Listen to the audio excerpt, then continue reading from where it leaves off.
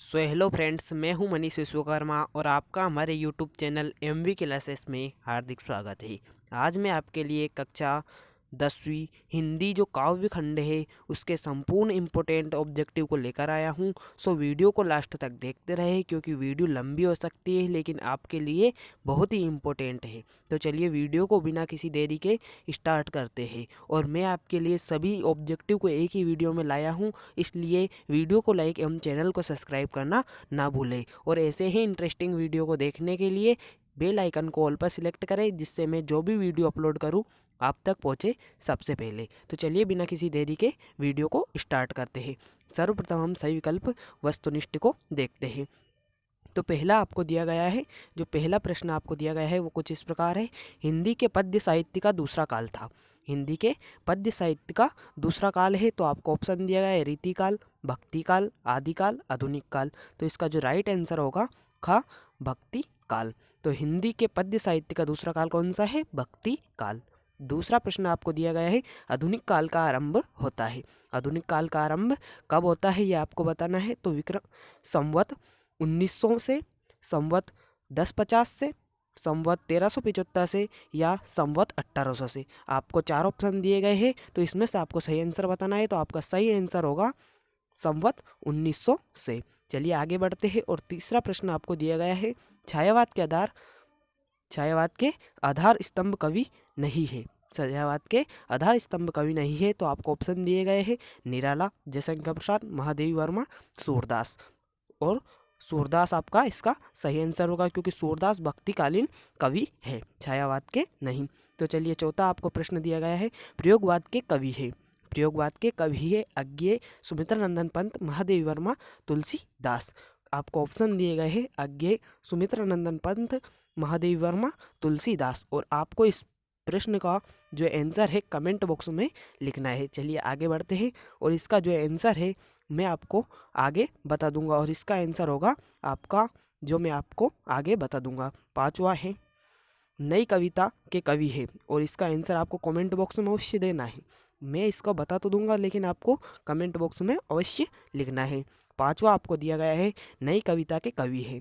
नई कविता के कवि है आपको ऑप्शन दिया गया है निराला, सुमित्रा नंदन पंत, महादेवी वर्मा, रघुवीर सहाय। तो आपको सही आंसर इसमें से बताना है नई कविता के कवि है। तो आपका इसका सही आंसर होगा रघुवीर सहाय।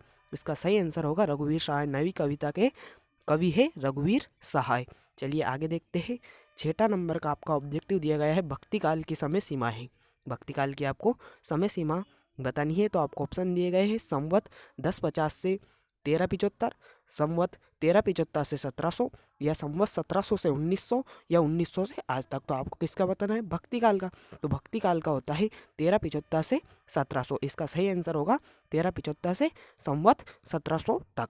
तो आपका भक्ति काल की समय सीमा होती है संवत 1375 से 1700 तक। चलिए आगे बढ़ते हैं। आपको संपूर्ण ऑब्जेक्टिव टाइप क्वेश्चन एक ही वीडियो में बताए जा रहे हैं तो वीडियो को लाइक एवं चैनल को सब्सक्राइब करना ना भूलें। चलिए आगे देखते हैं। वीडियो लंबी हो सकती है लेकिन आपके लिए बहुत ही इंपॉर्टेंट है, सो वीडियो को लास्ट तक देखते रहिए।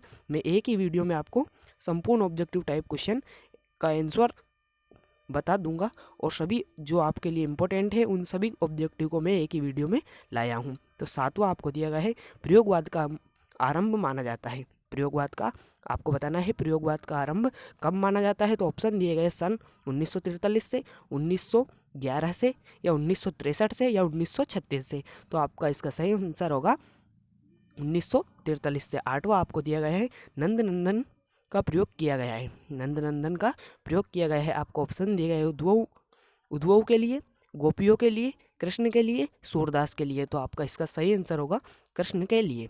नंद नंदन का उपयोग किसके लिए किया गया है? तो कृष्ण के लिए।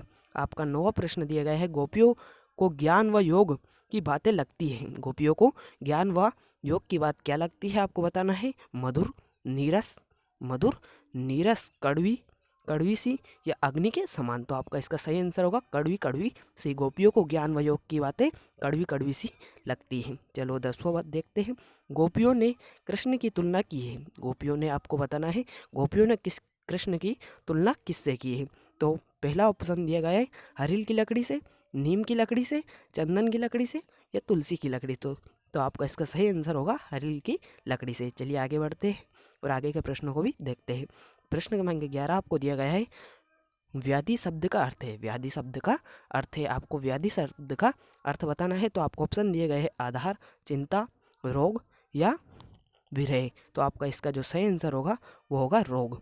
इसका सही आंसर होगा रोग। चल, तो आपको व्याधि शब्द का अर्थ क्या बताना है? रोग। चलिए आगे बढ़ते हैं और आगे के प्रश्नों को देखते हैं। आगे भी आपको बहुत ही इंपॉर्टेंट प्रश्न बताए जाएंगे, सो वीडियो को लास्ट तक देखते रहिए।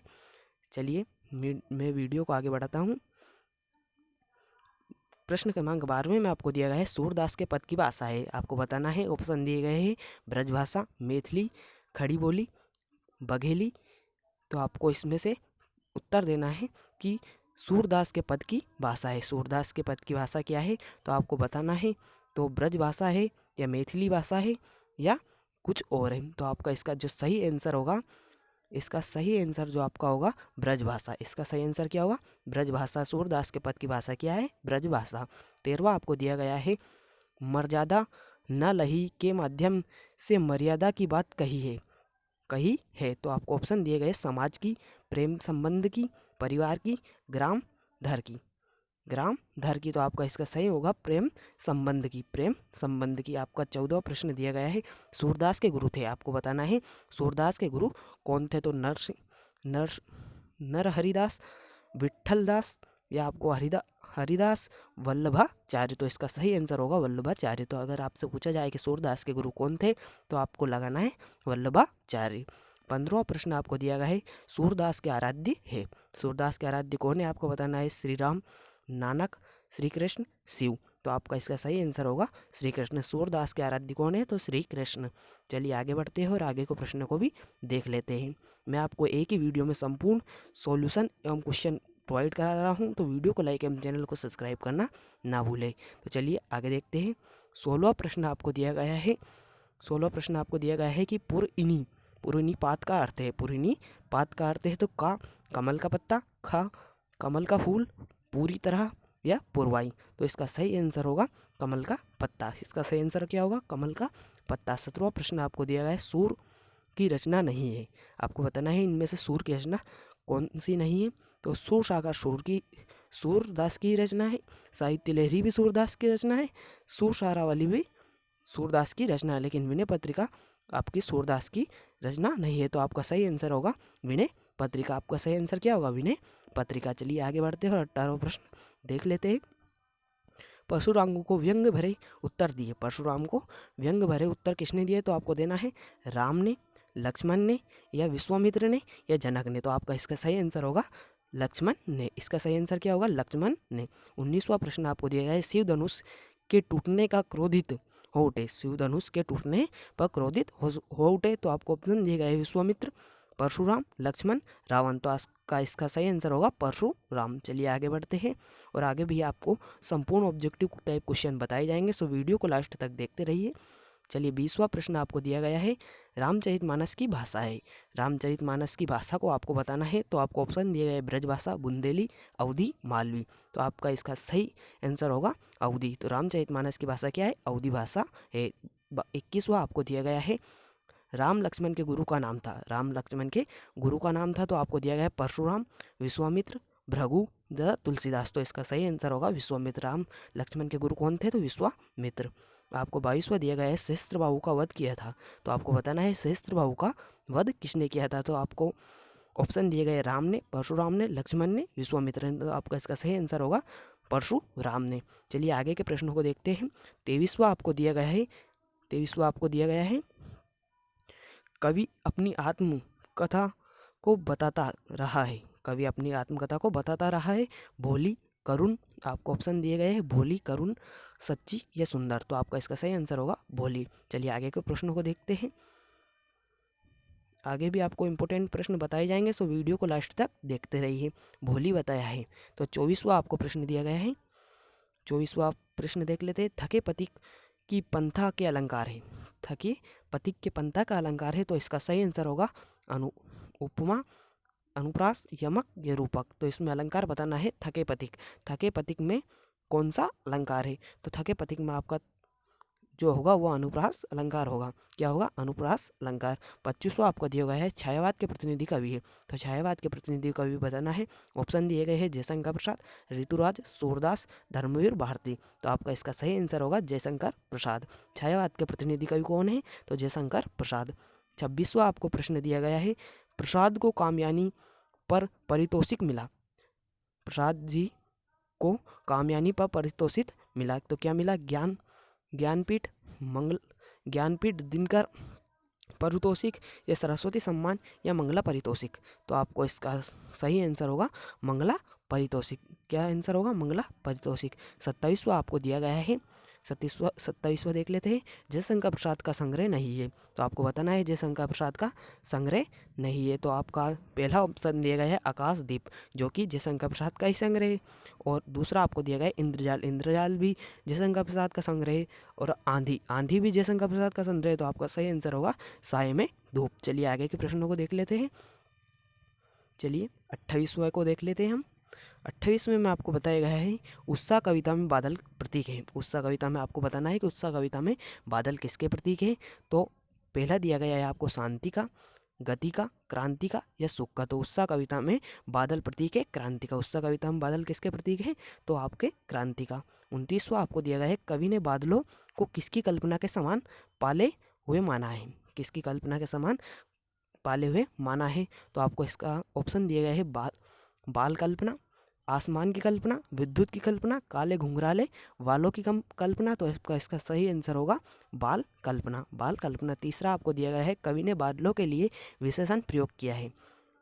कवि ने बादलों के लिए विशेषण प्रयुक्त किया है। तो आपको ऑप्शन दिए गए हैं अनंत, ललिल, ललिता, और आपको दिया गया है नवजीवन वाले, मनमोहक वाले। तो आपका सही आंसर होगा नवजीवन वाले।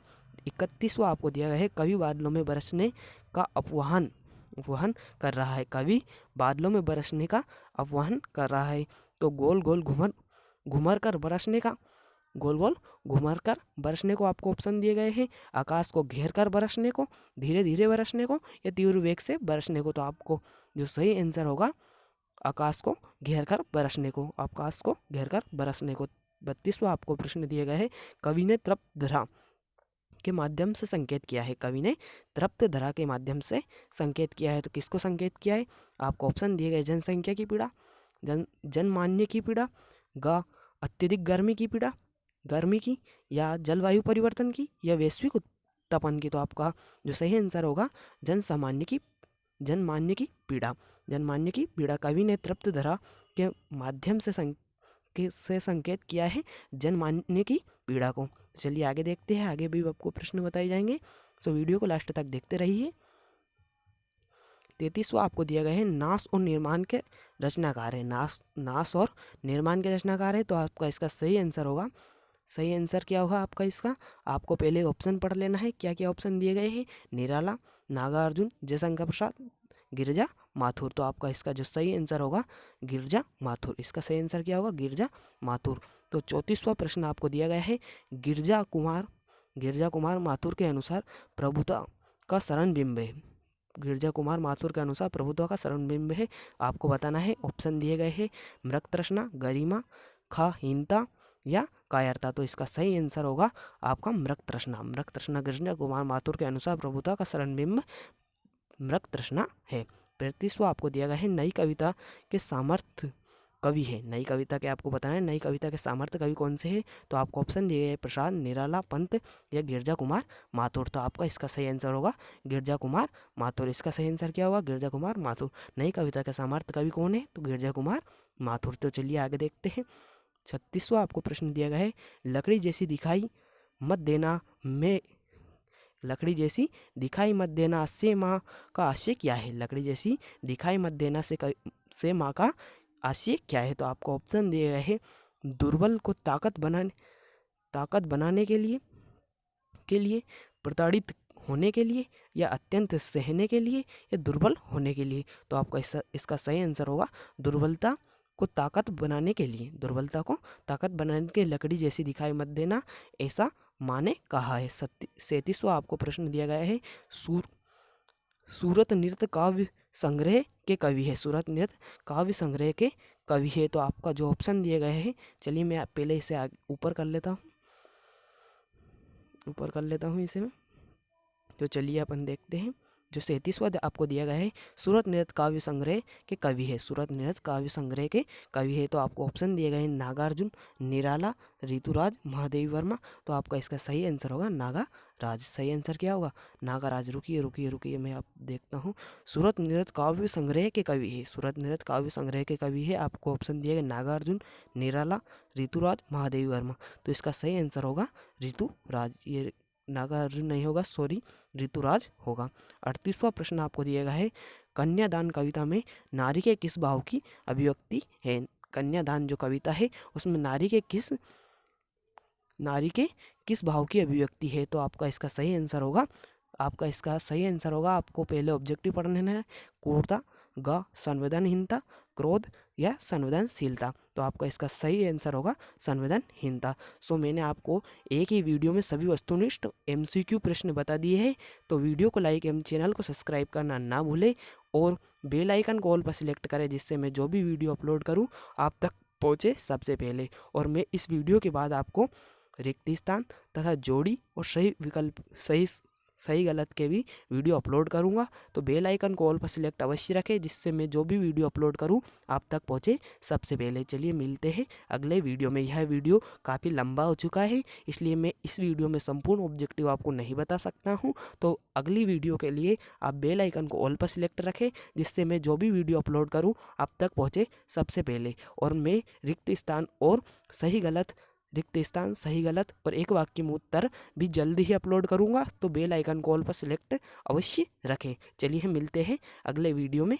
Good bye.